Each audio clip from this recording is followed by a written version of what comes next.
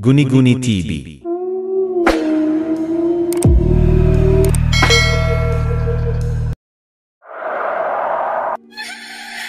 Magandang araw po sa inyong lahat.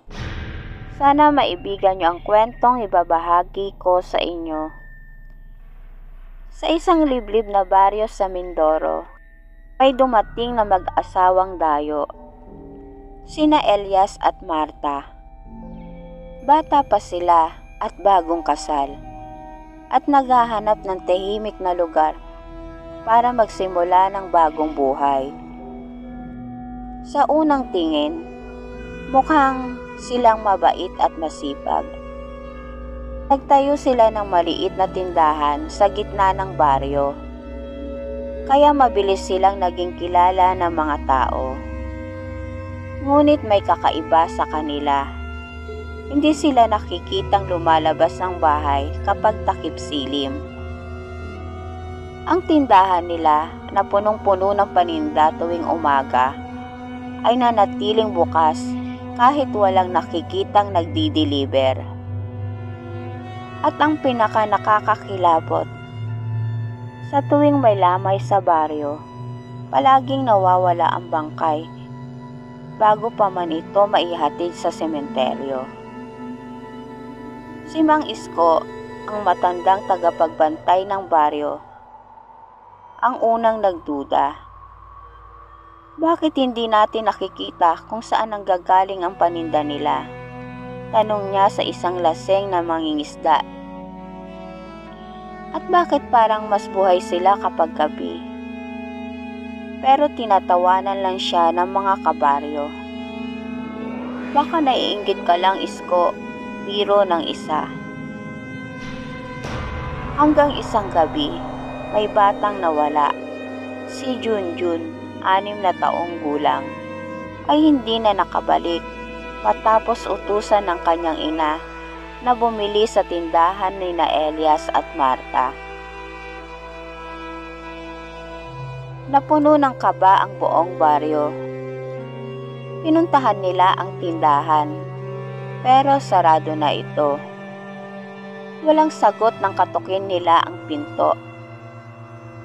Dahil sa takot at galit, napagdesisyonan ng mga taga-baryo na sapilitang buksan ito. Sa loob, tumambad sa kanila ang isang nakakakilabot na tanawin. Ang dingding ng tindahan ay puno ng nakasabit na laman loob ng hayop o baka sa tao.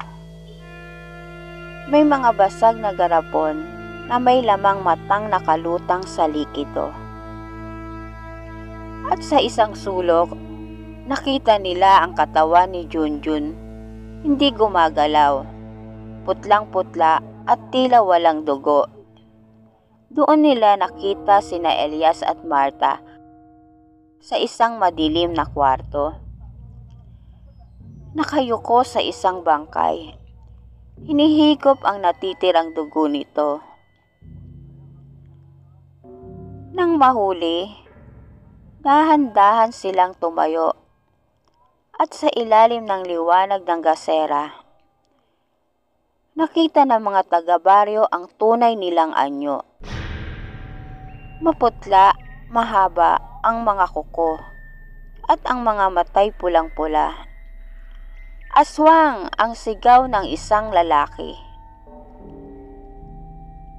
Sinubukan nilang patayin ang mag-asawa, pero masyado silang mabilis. Tumundag si Elias sa bintana at tumakbo papunta sa kagubatan. Habang si Marta naman ay naipit sa loob ng tindahan. Sinunog ng mga taga-baryo ang tindahan habang pinipigilan si Marta na makatakas. Nagsisigaw ito at nanlilisik ang mga mata hanggang sa lamunin siya ng apoy. Ngunit si Elias, hindi na nila nakita pa.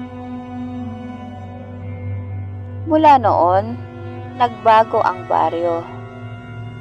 Wala nang nawawalang bata o bangkay.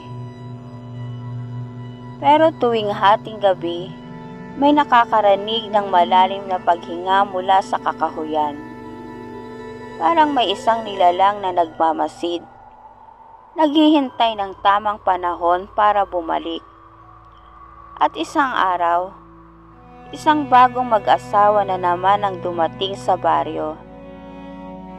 Tahimik, mabait at may dalang maraming paninda. Pero ang tanong, sila nga ba ay tao? At dito na po nagtatapos ang aking kwento. Salamat po.